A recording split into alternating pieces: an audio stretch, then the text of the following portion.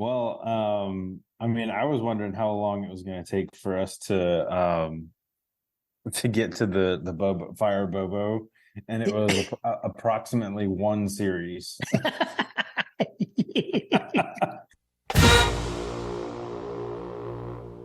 Welcome to My God Up Podcast.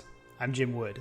In this episode, John Powell and I review Georgia's 48-7 season opening win over UT Martin. We talk about our experiences on Saturday, as well as what stood out to us during the game. As always, remember to check out the newly redesigned MyGottaPodcast.com to see our latest merch. And you can follow us on social media at MyGottaPodcast. Finally, we'd love for you to check out our presenting sponsor, Oxia Time, at OxiaTime.com. Now, let's join the conversation in progress. So how was your weekend? How was the lake? It was good. Weekend was good. We had a later start on Saturday. So, I had mentioned that Lily wanted to go to the game. She did go to the game, but she also had a birthday party Friday night, and it was like a dinner out and then a sleepover. So we didn't leave North Carolina until like 10 o'clock, and then went and met up with my mom and dad, my sister, brother-in-law, and their kids, on Hartwell. So basically then Lily and I and my sister and family, that's who all went to the game. So my parents stayed back at the house with Kim and Ella, and they watched from the lake. But had a great weekend on the lake. Lots of tubing, dock time, college football, good food, good beer, good bourbon, good people. So it was a good weekend. Did you get slung across the lake like a cannonball? I didn't, but I slung my kids around the lake. I'm too old. I'm too old for tubing. I struggle because I was always the kid tubing with my dad pulling me, and so it's like I'm not a good tubing driver, full admission. I struggle. I'm like, wait, how do I get them out the wake again? And I'm not good at slinging them appropriately. And I finally got a lot better at it this weekend. So I'm learning. I'm still learning. Oh, I try to get better at that. I can't. I'm pretty good at getting the kids out of the wake and all that stuff when we rent the pontoon boats. But I can't imagine. It would be so much easier if I had a regular boat, like a ski boat. Yeah, that's what my parents have. So I've got it pretty down by the end of this weekend now. So I think I've got it. There you go. We had some good ones. And on a holiday weekend, I think I was telling you this, I was texting you earlier, there's a lot of boats too, just on the holiday weekend. So you don't even have to make your own waves. You can just kind of sling them through some passing by boats wake. It's pretty fun. One of my favorite lake memories is actually with Tim Riley when we went to Ty's house and we were on the jet skis, and I remember holding on for dear life because we were getting slung across the lake at 70 miles an hour. Right. So I can't imagine what that would feel like today. Oh yeah, for sure. Yeah, no, that's why I'm not messing with anything like that. Yeah. I'm messing with that stuff. Shout out Riley and Ty Bridges. Yeah, for real. Well, how was your weekend? I know you had some folks out of town. You stayed back. Yeah, it was my turn to stay at the home front. Lindsay and my oldest daughter Carly, she's turning 16. Technically, she doesn't turn 16 until Friday. We have the same birthday, so we have a birthday on Friday. She went out of town to go to the mountains with a bunch of girlfriends and her aunt. And so it was a little girl weekend up in Blue Ridge. So I was back with Carter and the other two younger ones. And then we had some folks over. It was kind of a guy's day at the house over here. Although his wife showed up, my friend Kyle, and my neighbor, and another neighbor came to kind of hang out. And I seasoned up some wings, and he offered to smoke them, so we threw them on his smoker while I got everything else ready. Nice. And yeah, it was great. Seasoned up a bunch of different wings. Carter is a big lemon pepper fan, so we got some lemon pepper for him. I dabbled with a couple of other options. I had a Thai chili Japanese kind of seasoning, and then I had a barbecue seasoning, and then I have a neighbor of mine makes his own hot sauce, and I did a little 3 chili kind of hot sauce situation with ghost pepper, Carolina Reaper, and sriracha. I mean, you got to watch out for the Carolina Reaper. It was pretty hot. I'm not gonna lie. It was pretty. It was pretty good though. Matter of fact, we had a couple of wings left over afterwards, and I wasn't sure which ones they were. Lindsay was like, "Do you guys have any leftover wings?" Because she loves smoked wings. Got And it. then I got home and I was like, here's a couple that are left over because Carter ate the bulk of the leftovers yesterday while we were gone. We went to a friend's house to swim at a buddy's pool. And he's a big Georgia fan too. So we were talking about the game, but Lindsay got home today and she opened up one of the wings and ate it and was like, "Oh my God, this is so spicy." I was Nice. like, you got the last one." Right. Nice. Yeah, we did barbecue and then we did burgers last night, but today we had a bunch of leftover barbecue. So we had like leftover Brunswick stew and we made barbecue like pulled pork nachos with all our leftovers. Ooh, And that's a good idea. it was amazing. So that was a nice way to finish off the weekend before heading back home. In which I did hit traffic in Gaffney, as I guess should have been expected. I mean, I almost meant to tweet about that, like, get thoughts and prayers to everyone driving to and from the Gaffney area for the game this weekend. It was fine on Saturday. We had a little bit of traffic leaving Charlotte Saturday morning in the Labor Day weekend. Not too crazy. But yeah, after that it was fine. So yeah, but today we were like dead stop in Gaffney. So like shocking. Again, Monday, Labor Day weekend, I should have known. So got home a little late, but we made it back in time to record. Excellent.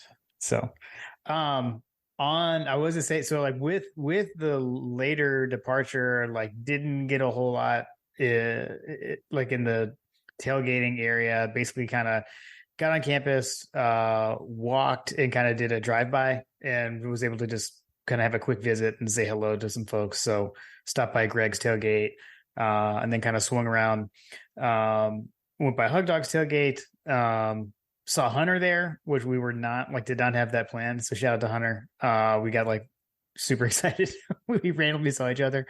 So that was a lot of fun. I'll tell you, John. So we did not attempt to walk across the bridge like with the path we were going, right? But we saw some Silver Dogs because they were holding up like the Natty logo. And so we all got our picture taken with the new back-to-back Natty logo. We held up a sign that they had for us. And the Silver Dogs took our picture with my sister's camera. And then I asked them, like, "Hey, how's everything going with the bridge today?" Because I know that was your big your question was like, what are the Silver Dogs be saying? But since they were down like by gate 10, they didn't know yet. So they were like, we'll have to find out later. So didn't get much info out of them, but I didn't walk past it, so I'm not sure. And then headed on into the stadium. So like I said, it was kind of a brief. We just kind of we just had a nice stroll into the stadium instead of tailgating. So it was still fun.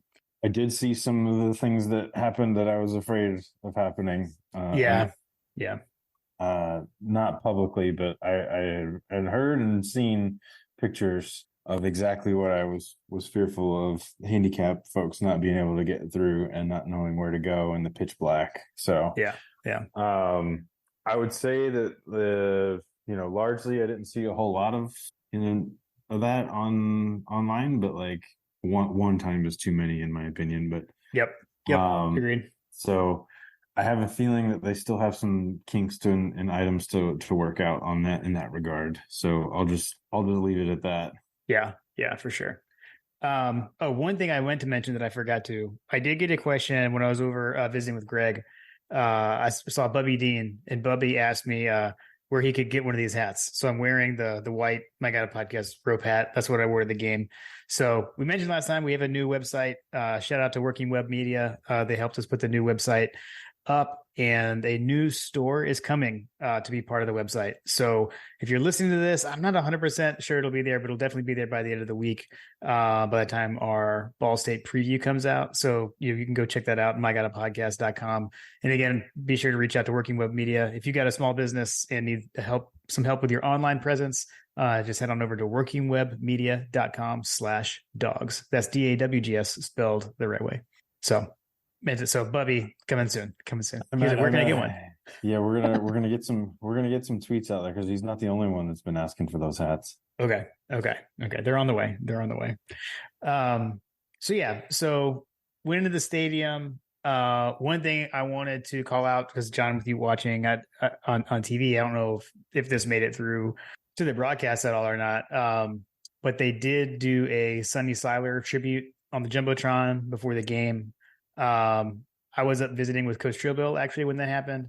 So we were able to watch that. It was pretty cool. Tribute to Sonny. Had like a on field dedication, acknowledgement, and then a moment of silence. So that was nice. It was very well done. I did not see that on the broadcast. Okay, so it's possible I could have missed it, but I don't recall that coming up. Yeah, I haven't rewatched it. I mean, it was pre kickoff, so with it being a streaming game, it doesn't surprise me that they wouldn't have shown it. So right, but yeah, then we were on to the game. I mean, the game was, I guess it was kind of well, let me say this. I can't say it was far from what we expected, John, because I said 48-3. You said 48-12, and the game was 48-7. So it was about what we thought it was. We split the baby. So wasn't far off there. But, I mean, like when we play teams like this, that's kind of what we do against an opponent like that. I think a lot of people were kind of expecting to see us pick off where we left off against TCU and look like that. And I mean, we didn't look like that all last year, right? Like until that game. So I definitely wasn't expecting to see that. I think, maybe some of the points came later than I thought they would. I definitely, had predicted more touchdown passes from Beck than he threw. But, at the end of the day, lesser opponent, we played a ton of guys. I don't recall any new injuries really that came out of the game. So got out of there healthy. I think it, obviously it was a win, but I don't know. I'm not, sky is not falling for me. I know it is for some people. Well, I mean, I was wondering how long it was going to take for us to get to the Fire Bobo, and it was approximately one series. Yes. And to the boys' credit in the room, so Carter was here with my neighbor has two boys as well. One of their boys is a freshman in high school, and the other one is a fourth grader at the elementary school that my kids go to. And the fourth grader was like, "Man, we're awful." I was like, "Come on, dude! I need some positive energy in here because I'm definitely going to jump off the cliff with you pretty soon." Right. But I think that it's got a lot of hype, a lot of energy coming in. Correct me if I'm wrong, but it was apparently really hot as well in the stadium, right? It was super hot. Like I was not comfortable. Lily somehow was wearing a sweatshirt because like she's 14 and that's what they do. Yeah. I was like, I am dying. Like, how are you still wearing this sweatshirt? She's like, I'm fine. Like when the sun went down, it was great. Like it was amazing when the sun went down. But where we sit, we're not shaded. So like we had the full brunt of the sun. It was hot. Yeah. So it was very hot. Yeah. So I mean, you had a number of factors coming in there. Everybody's getting their first jitters.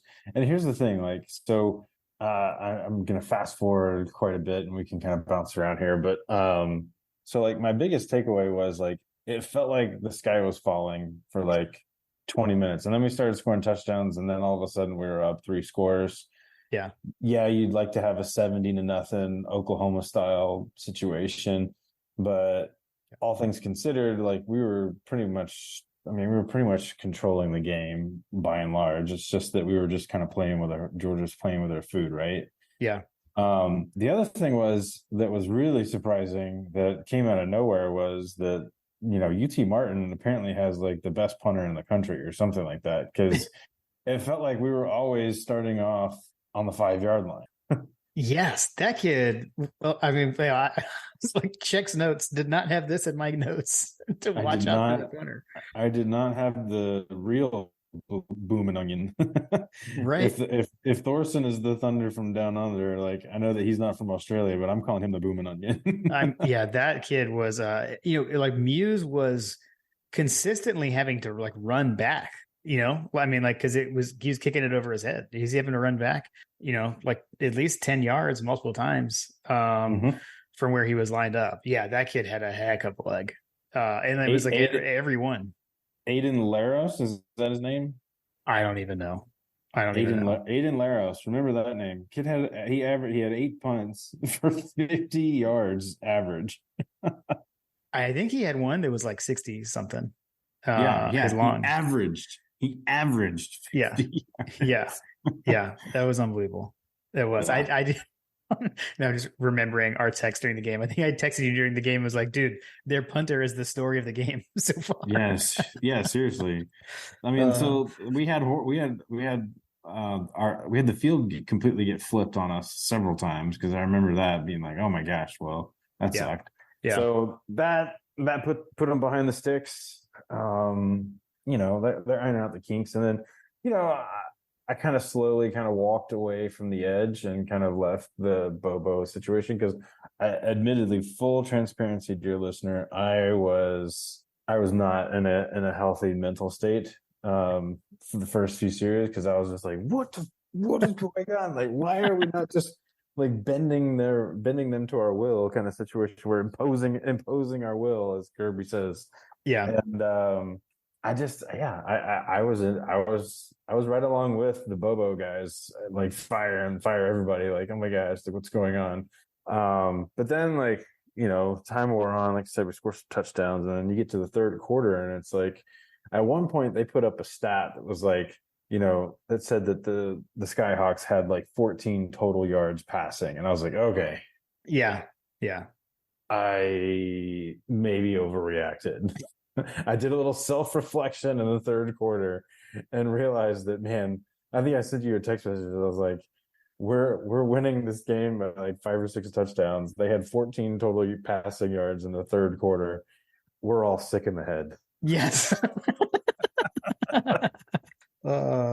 Yes. Yeah. Okay. So I'm just going to go. So like offensively, something that we were texting about, I'll say, I guess 2 things. One, I will say, the Dog Central subscription price is worth it just for Graham's 12 takeaways. There's other things that go on the site, but his 12 takeaways today were amazing. Go read them. They'll make you feel a lot better. Something that we were texting about Saturday night with Graham and company was just like what I mentioned earlier briefly around like when we play a team like this, right? And like we weren't playing TCU, don't compare it to that. We weren't playing Clemson, don't compare it to that. We weren't playing Oregon, don't compare it to that, right? So if you were expecting to see Georgia come out firing like we were against Oregon last year, it's a very different situation. That's a much bigger opponent. You're able to motivate the players to play Oregon all off season and come out like that. We played UT Martin like we played Samford, and that was something we talked about with Graham and the DC guys. Is if you want to look to a comparison from last season, look to the Samford game, not the Oregon game. Samford, another 1AA opponent. I'm going to give you some passing statistics. Yeah. 24 of 34 for 300 yards passing with 1 touchdown and then 1 rushing touchdown. What quarterback is that? In the history of UGA? Is recent. It's the game I was just talking about. So that was what Stetson Bennett did against Samford last year. Okay. Right. And then compare that to Carson Beck this weekend against UT Martin. Carson was 21 of 31 for 294 yards, 1 passing touchdown and 1 rushing touchdown. I mean, we did basically the exact same thing against UT Martin this weekend as to what we did against Samford last year offensively, other than we scored more points. We actually had more total yards, and we actually averaged more yards per carry against UT Martin than we did against Samford last year.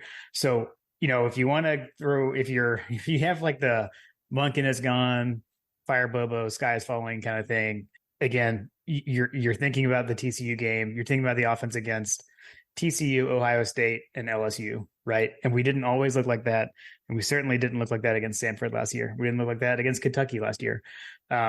This is what Georgia does against teams like this. Right. So if for what it's worth. It's funny you say that. So, when we were kind of getting closer to, okay, this game's in hand, like my buddy's wife like left. She was like, okay, well, we're gonna win this. I'm gonna let you boys have fun. Like she like left. Mhm. Yeah. And at some point after that, I was like, I feel like to a certain extent, the Kirby Smart and the coaching staff have got to be just like messing with everybody at this point.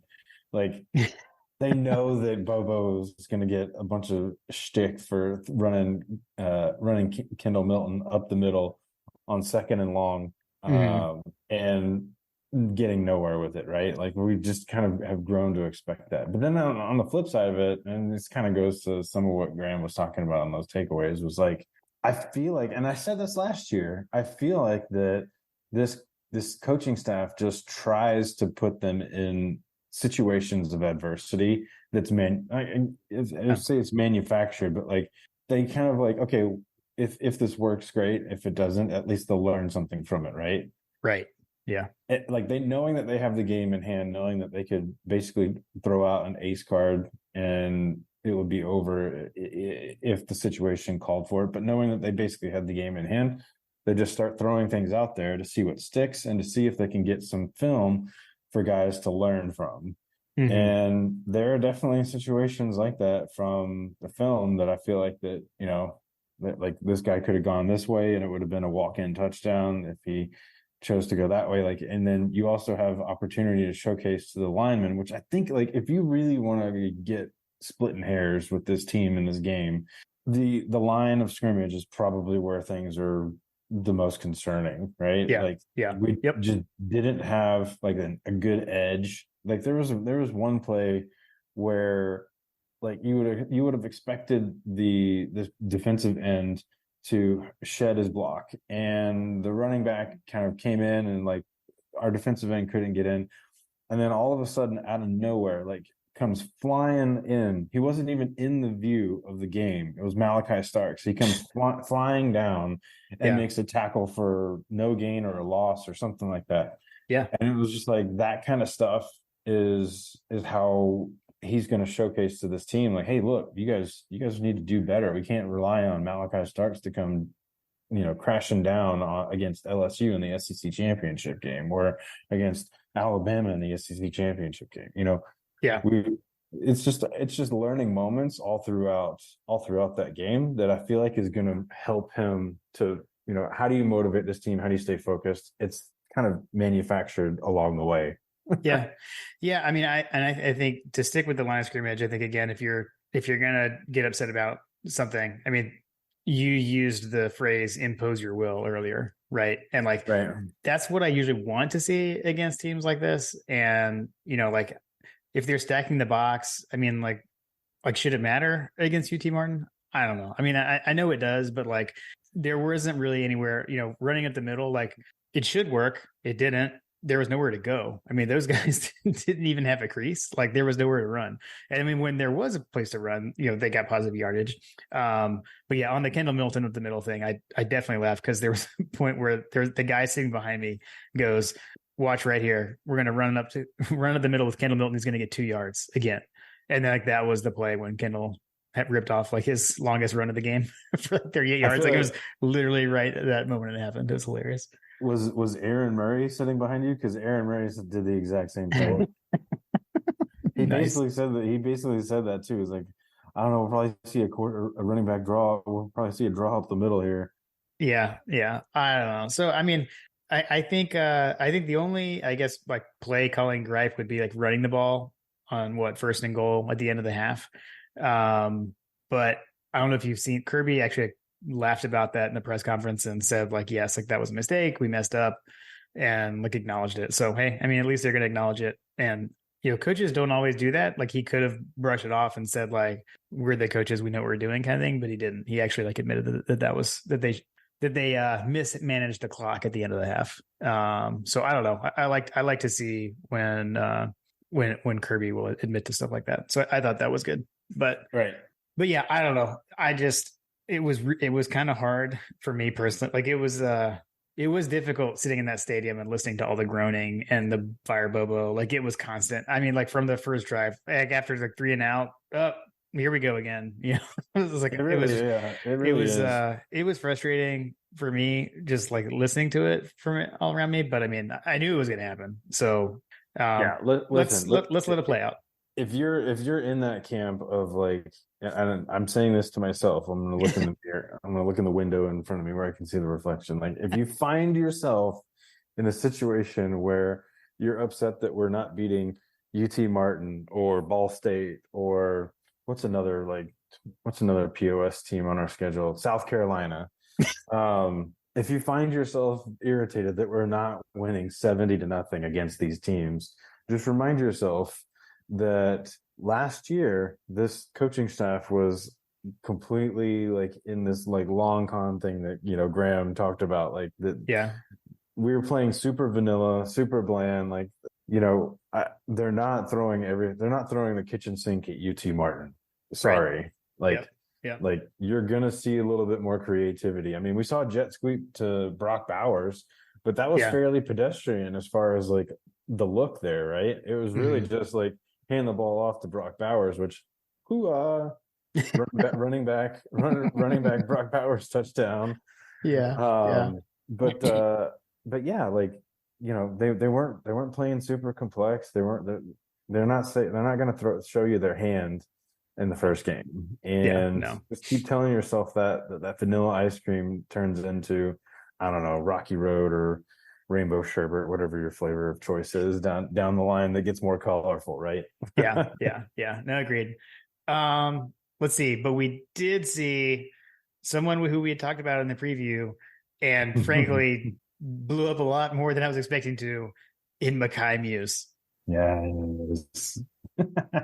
midget touchdowns inject them into my veins. So we talked about his touchdown return from the spring game, and let's watch out for him.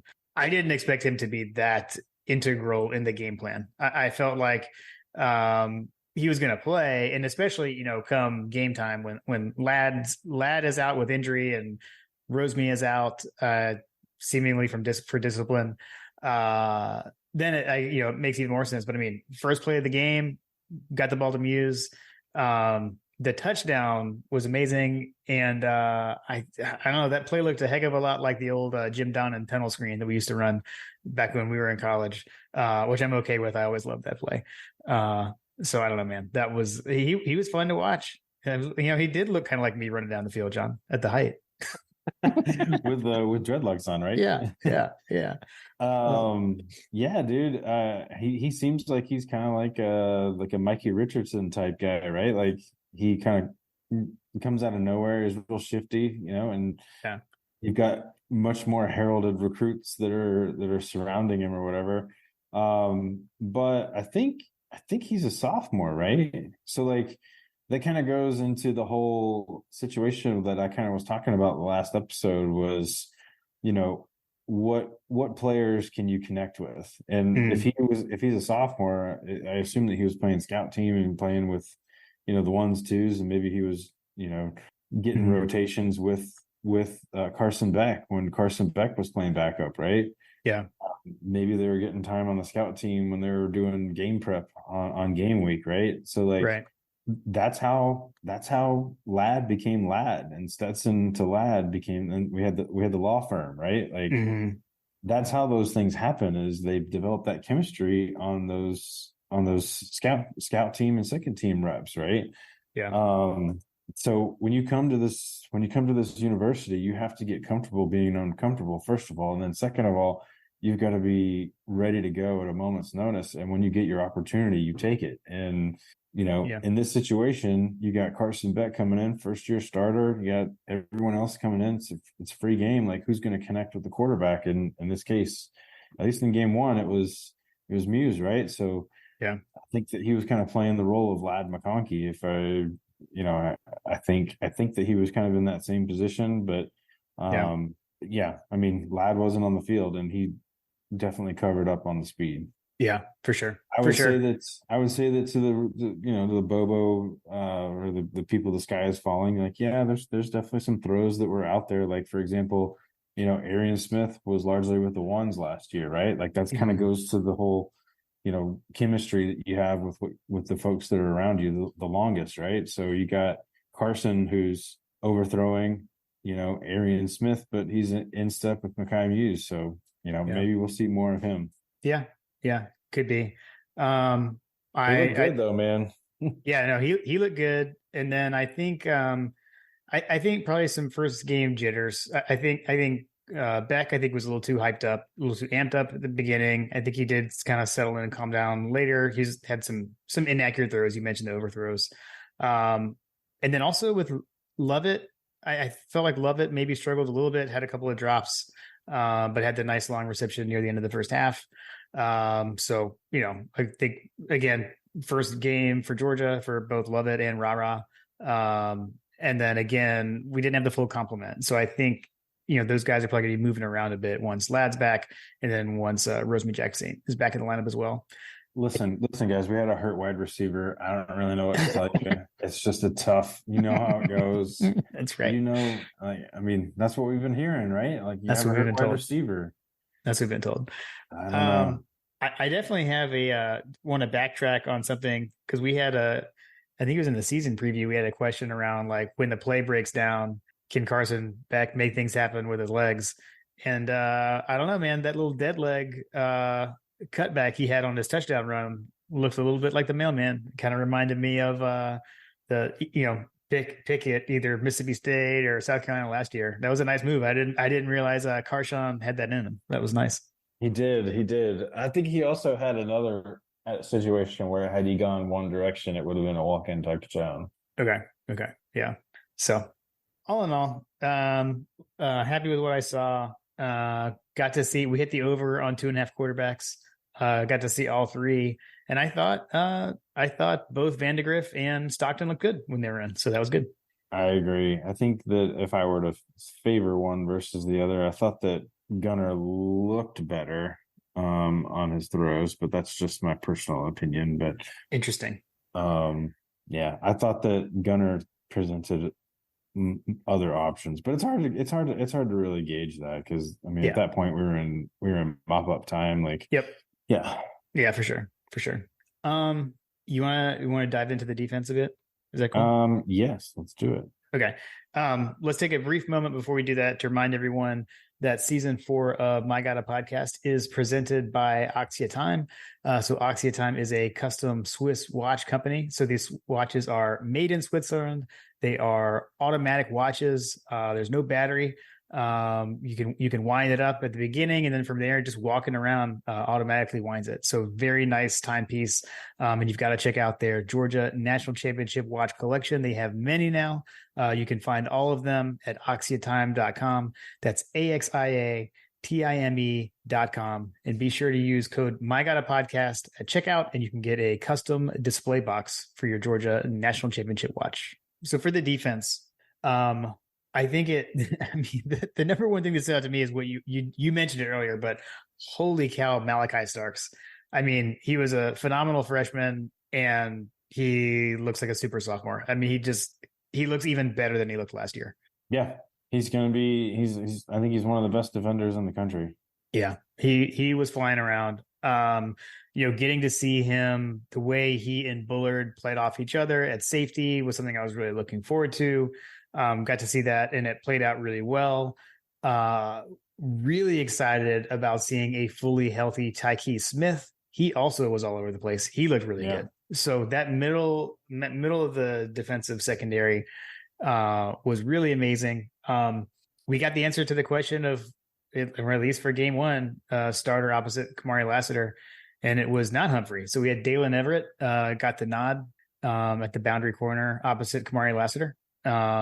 Played well. We saw a bunch of guys rotate in and out, kind of as we expected.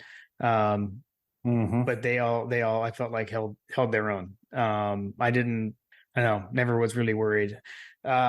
You did mention earlier, just want to hit back on, I think, again, if you want to nitpick, I guess maybe like backside contain, they had a few runs where quarterback switched directions or someone switched directions and got there and that edge wasn't set. So that was about it, though. I didn't really Yeah, see anything else. I haven't rewatched the game, full disclosure, but from it being in the stadium, that was one thing. That was the only thing that ever seemed to really work for them. yeah. I mean, I look at that stat line and I see, you got Starks, Tyke Smith, Javon Bullard, Dan Jackson, Julian Humphrey, Ja'Cory Thomas. Like, there's not a whole lot of linebackers and defensive linemen in that top tackles Okay. scenario. So I would prefer to not have that many secondary guys making tackles, but Right. it could be the opponent, could be what they were doing, you know what I mean? But like, Yeah. you know, I would expect to see, more of our linebacking and defensive line core getting more of those stats so that we're not sitting here talking about Tyke Smith and Malachi Starks so much. Yeah. Because if our front seven are doing the job that they are supposed to be doing, then those other guys are largely being relied on for pass breakups and interceptions, right? Right. Right. Yeah. Fair. But Fair. that said, like if we're gonna crash guys down, those seem like to be pretty good players to do so. So Yeah. maybe we'll get some guys coming in for getting some heavy defensive numbers. It could be just the way that we're gonna go this season, but. Yeah. Like we said before, it's going to be, game by game, getting better each game. But I do think that there's no sane person would sit here and say we didn't get off the ball. We didn't get as big of a push on either side of the ball in terms of the line play. And I think that that's going to be something that Kirby's going to emphasize from this point forward. Yeah. Yeah, no, I would agree with that. And then so I did want to ask you about this because again, in the stadium and I have not rewatched it yet. The touchdown that they scored didn't look like a touchdown to me. To me, it looked like he bobbled it. And then by the time he caught it, he was out of bounds. But I mean, whatever. I mean, so I was very irritated about that play. I was like, how is that a touchdown? Like, okay. The ball seemed like it was moving clearly to me. Like, I don't know. Okay. So, can't complain too much about what was basically should have been a shutout.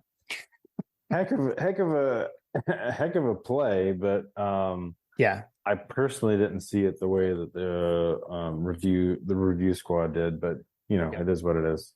Yeah. Makes sense.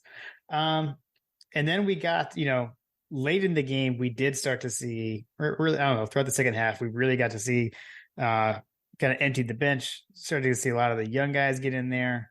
Had a pick six in the first game of the season, just like we did back in 2021.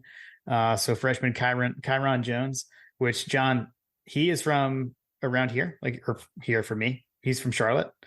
So shout out Kyron Jones. And I started getting text messages from Kim during the game because she was back watching the game with my parents and Ella, that Ella is in love with Kyron Jones. And so he is her new favorite player. And she was like, oh my gosh, Dad, I love Kyron Jones. He's my favorite. So because he's from Charlotte, or yes. And she's in love with him now. So I don't know. That's funny. So yeah, she was like, I was when Georgia's social media had been posting stuff, and I showed her the video. They have a video they put of him with the Savage pads, and she's like, "Dad, like I haven't already seen that yet. Whatever." What's interesting is that he's listed as a running back. Yeah, he switched. Yeah, they like already converted him. Yeah. So maybe we'll hear more about him later on. I don't know. Yeah. So that was nice. Oh, I don't know. I mean, I feel like not much else you can say about the defense. We only give up 7 points than what we said, but they picked up, did what we would think there, at least points wise. I think you could nitpick in a couple of places, but they did the Georgia defense thing. There are plenty of other podcasts where you can go for the nitpicking, but I would say that for this podcast, yes, it pretty much was what we expected, as you could tell from our score predictions. I thought that there would be more. I thought that there would be more garbage touchdowns, points scored. To be perfectly honest, so I appreciate that from a depth standpoint, the boys getting after it. You know, if you were to tell me before the game that we were going to win by this margin and that we would see 3 quarterbacks play, I'd probably be pretty satisfied with that situation. Yep. Agreed. The other thing that we learned is kicker. So we had been asked and had talked through that. Would we see Zirkle? Would we see Woodring? And it was Woodring. True freshman. He looked good. Payday. That is the that's what we're gonna tout as the nickname. It's payday, boys.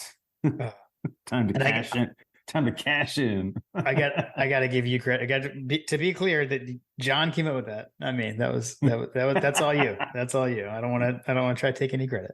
So I would say, all right. So a couple other things I want to take note of as far as like things that I'm going to watch the rest of the way. Yeah. So the running game. We talked about the gaps and things like that. So with that said, they didn't have quite as much space to work with, by and large, especially with such a huge personnel front they were facing, in terms of just the eight men in the box kind of thing. But what I did notice was that once we did get past the line of scrimmage, that their boy, like I felt like that Roderick Robinson, I felt like Kendall Milton, like they were just getting tripped up. Like we would be in the process of breaking a decent game, and then all of a sudden they would just fall straight to the ground. Does that make sense? Yeah. I feel like that's something that we've touched on with Kendall in the past, is that there are certain backs that you just know, like Nick Chubb, Todd Gurley, Noshawn Moreno. Those guys would get wrapped up, or they would get caught, and then they would turn a 2-yard or a 3-yard gain into a 5-yard or a 7-yard gain, right? Just by falling forward 3 or 4 yards, right? That didn't seem to pan out in some of the play that I saw. Maybe that's just me, remembering the certain situations, but like I would love to see the guys fight for more yards and have better body control to stay up and not just fall straight down. So I think 2 things on that. One, I think Kirby would definitely agree with you with Cash Jones. I haven't seen it yet, but I understand he had some choice words for Cash. I think like he was stopped short of a first down. I actually saw Branson Robinson. What I did see on the Jumbotron, you can see Branson Robinson actually was really over there with Cash, talking to him, I think he kind of came over there after Kirby gave him a talking to. But then with Kendall, I did see, so shout out to Will Morrison. He did a write-up from Kirby's press conference.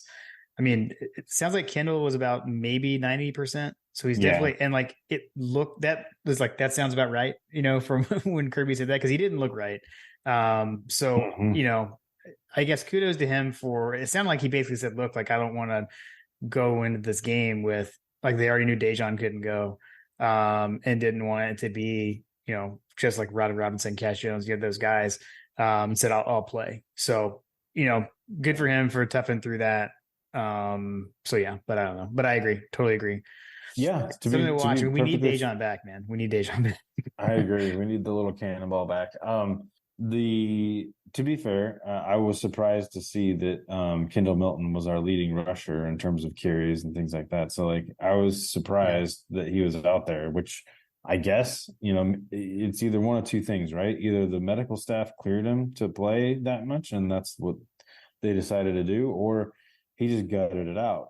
And either way, like coming back from those hamstring injuries is not easy. Yeah.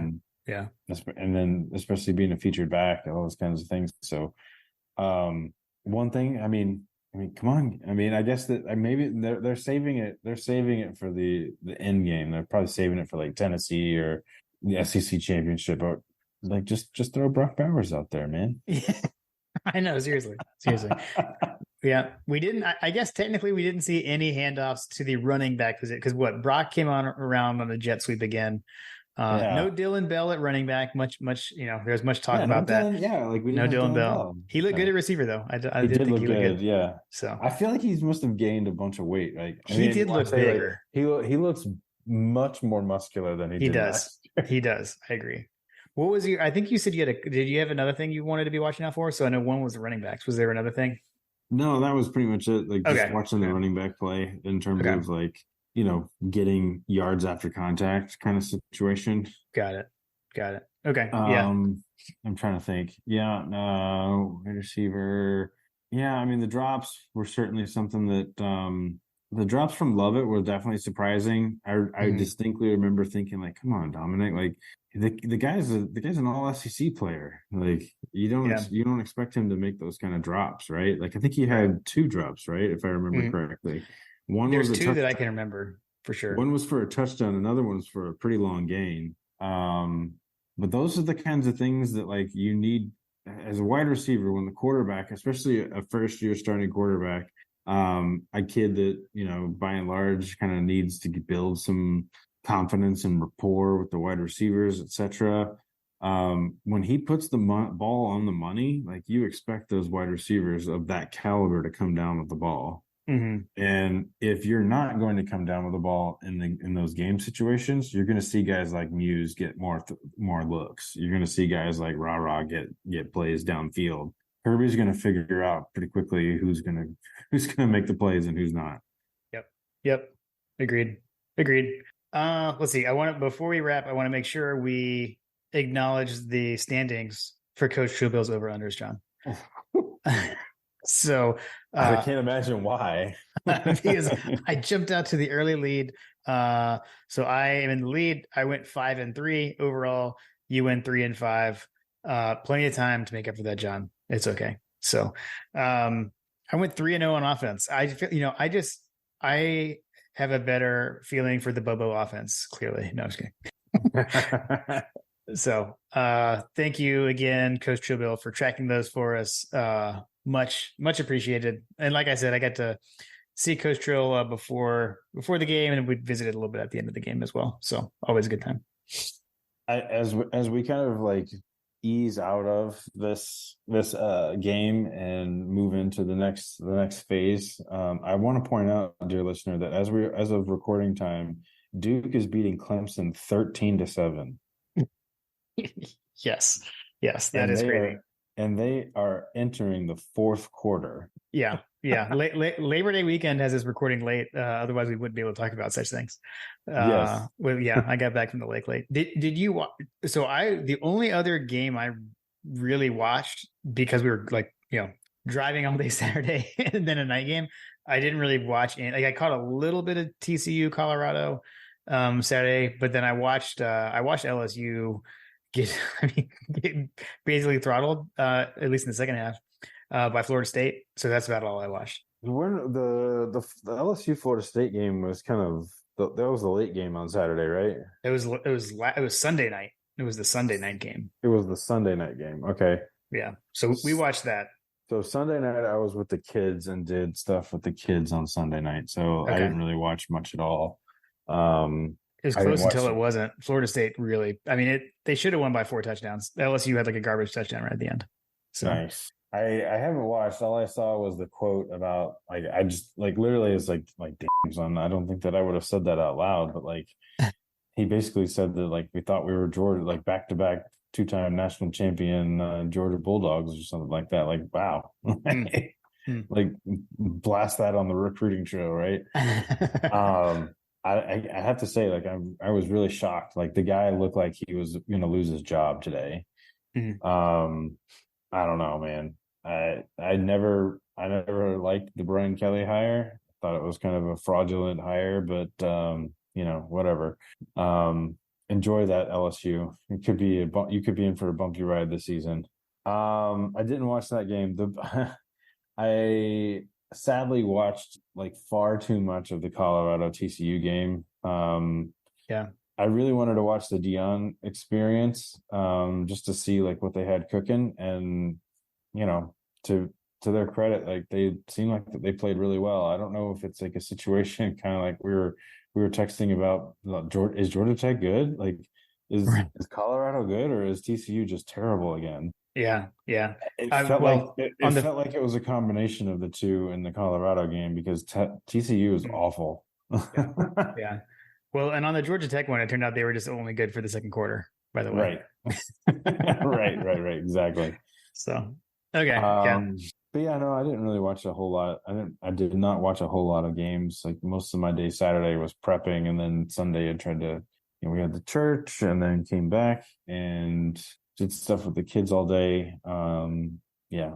Yeah. I didn't really watch much football. Yeah. I didn't watch a whole lot either. So, like I said, but good to be back in the swing of things. It was fun to be back in Sanford Stadium. I did mention this earlier. I will say the crowd was like legit. I mean, for a kickoff, season opener against UT Martin, the crowd was there. The crowd was early. The crowd was loud. And I would That's say good. everyone did what we thought, right? Like everyone stayed for the fourth quarter light show. It was awesome to light up Sanford again. The energy in there was really cool. It was a good day. It was a good day between the hedges. I had a blast. What so was the light show everything that you hoped it was going to be? Yeah, I mean, to me, it was. I thought so. Are you referencing the Nazir Stackhouse tweet? Because he issued a correction. What do you mean he issued a correction? So he said that it wasn't what he thought or something like that. But then I think he got some blowback, and he said all he was talking about was that they didn't play Kanye. Like they used to play Kanye Power, and they changed the music. So that's what he was referencing.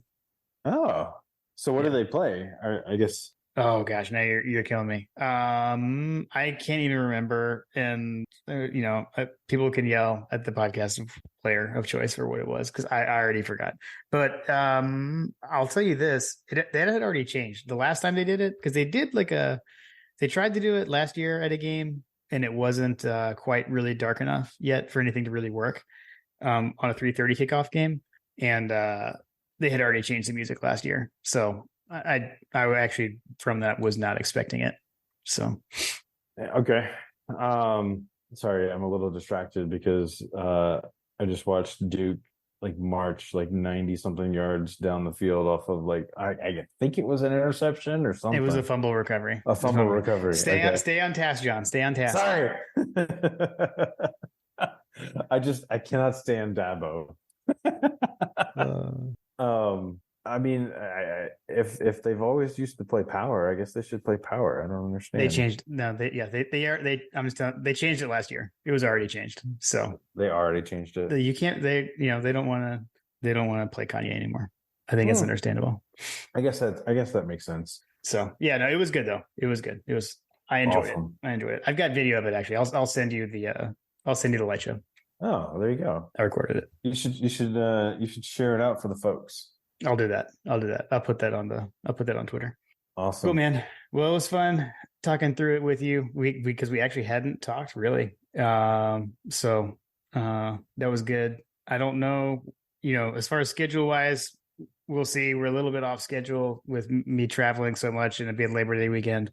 But we'll be back soon to preview Ball State. So absolutely. Are you going to be at the game this weekend, or what's your plan this weekend? TBD. Haven't decided yet. TBD. Up in the air. I'm kind of a TBD as well. Okay. I've got to have that conversation with my wife to see what's going on this weekend. Okay. Yeah. Well, hopefully I'll have a decision by the time we preview. We're hopeful. Hopeful. Nice. Exactly. Awesome. Well, good catching up, man. Glad you guys had a good Labor Day, and I hope you did too, dear listener. And go Dogs. Go Dogs.